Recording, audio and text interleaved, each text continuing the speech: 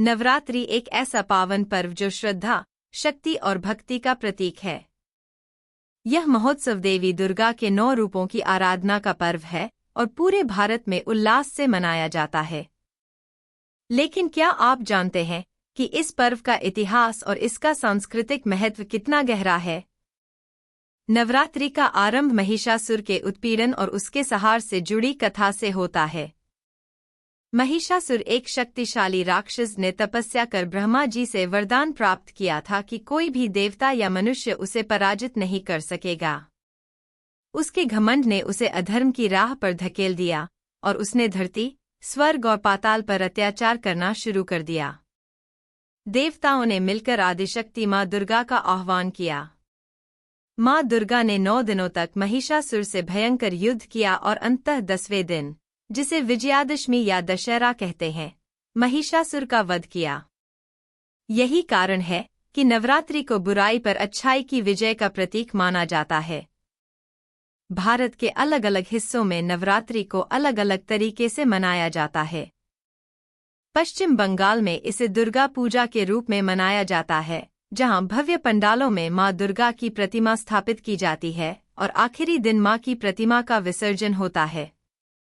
गुजरात में यह त्योहार गरबा और डांडिया रास के रूप में जाना जाता है, जहां लोग पारंपरिक परिधानों में रात भर नृत्य करते हैं। उत्तर भारत में नवरात्रि के दौरान रामलीला का मंचन होता है और दशहरे पर रावण, कुंभकर्ण और मेघनाद के पुतलों का दहन किया जाता है, जो बुराई पर अच्छाई की विजय का संदेश देता है। दक्षिण भारत में इस पर्व को गोली हब्बा या बोम्मई कोलू के रूप में मनाया जाता है, जहां घरों में देवी देवताओं की मूर्तियों और खिलौनों की सजावट की जाती है। नवरात्रि केवल धार्मिक पूजा का पर्व नहीं है, बल्कि यह एक ऐसा समय है जब लोग आत्मचिंतन और अनुशासन पर भी ध्यान देते हैं।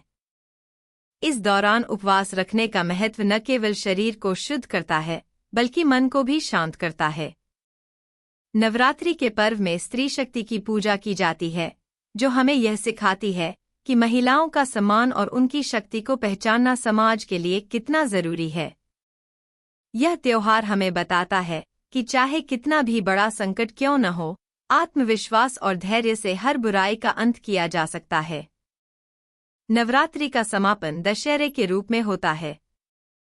दशहरा हमें रावण के अहंकार और अन्याय के अंत की याद दिलाता है और यह संदेश देता है कि अधर्म पर धर्म की जीत निश्चित है। दशहरे के दिन लोग रावण दहन के साथ अपने भीतर के अहंकार, क्रोध और नकारात्मकता को भी समाप्त करने का संकल्प लेते हैं।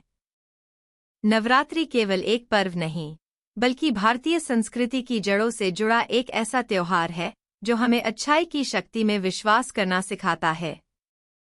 यह पर्व भक्ति, नृत्य, संगीत और सामाजिक एकता का प्रतीक है।